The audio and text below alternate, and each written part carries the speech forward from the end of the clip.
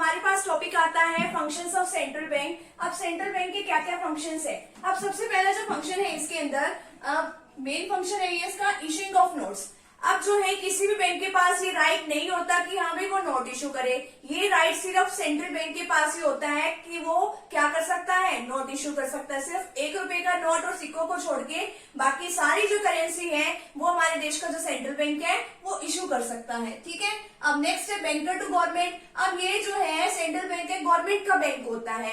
इसके अंदर जो है गवर्नमेंट को अगर इसको कुछ सलाह देनी हो वो भी देता है। गवर्नमेंट के बैंक अकाउंट वगैरह इसके अंदर ओपन होते हैं। जरूरत पड़ने पर ये लोन भी देता है गवर्नमेंट को। ठीक है, विदाउट इंटरेस्ट, यानी कि इंटरेस्ट नहीं लेता ये इससे गवर्नमेंट से। ठीक है। अब ये अगर इसको कोई एडवाइस की जरूरत होती है गवर्नमेंट को तो वो भी सारी कुछ ये प्रोवाइड करता है। नेक्स्ट, अब इसमें क्या है कि हाँ भाई ये बैंकर्स का क्या है, बैंक है। जितने भी हमारे पास कमर्शियल बैंक होते हैं ना हमारे आसपास, तो सभी का बैंक अकाउंट किसके पास होता है, तो उसके सेंट्रल बैंक के पास होता है। अब जो जिस तरीके से सेंट्रल बैंक इनको इंस्ट्रक्शन देता है उसके अकॉर्डिंग काम करता है। और लास्ट ऑप्शन अगर इनको कहीं से ना मिले ना, मतलब लोन का कमर्शियल बैंक को, तो लोन कौन प्रोवाइड करता है, सेंट्रल बैंक प्रोवाइड करता है। नेक्स्ट है सुपरविजन ऑफ द बैंक। अब ये बैंक्स की निगरानी भी रखता है। अब ये लाइसेंस वगैरह भी कमर्शियल बैंक को इशू करता है। और क्या करता है कि हाँ भाई अगर इनको कहीं और पे दूसरे जगह पे ब्रांचेस वगैरह खुलवानी है तो ये उसमें भी हेल्प करता है। ठीक है, तो इस तरीके से काम करता है। नेक्स्ट है lender of the last resort. Lender of the last resort, अगर मान लो कमर्शियल बैंक को कहीं और से लोन वगैरह नहीं मिल रहा है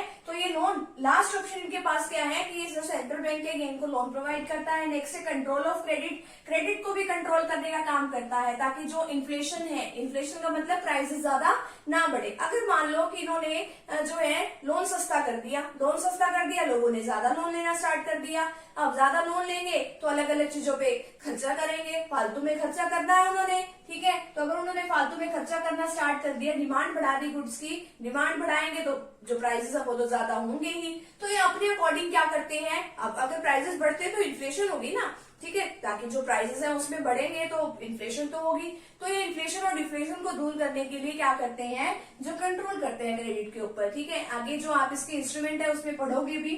नेक्स्ट है कलेक्शन ऑफ डाटा। जो सेंट्रल बैंक है वो डाटा को कलेक्ट करने का काम भी करता है और ये इतनी इंपॉर्टेंट डाटा है आगे जो है इसके अकॉर्डिंग जो इकोनॉमिक प्लानिंग्स वगैरह में भी हेल्पफुल है ये।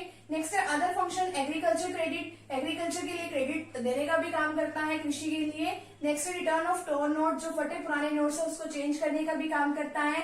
इंटरनेशनल मॉनेटरी कॉन्फ्रेंसेस, अब जो इंटरनेशनल मॉनेटरी कॉन्फ्रेंसेस है उसमें भी पार्टिसिपेट लेने का काम जो करता है, जैसे वर्ल्ड बैंक है, IMF है, इंटरनेशनल मॉनेटरी फंड, उनके कॉन्फ्रेंस में भी पार्टिसिपेट करने का काम करता है। तो ये हमारे कुछ जो सेंट्रल बैंक के फंक्शंस है ये काफी इंपॉर्टेंट है, तो फटाफट से भी आप इतने का स्क्रीनशॉट ले लीजिए।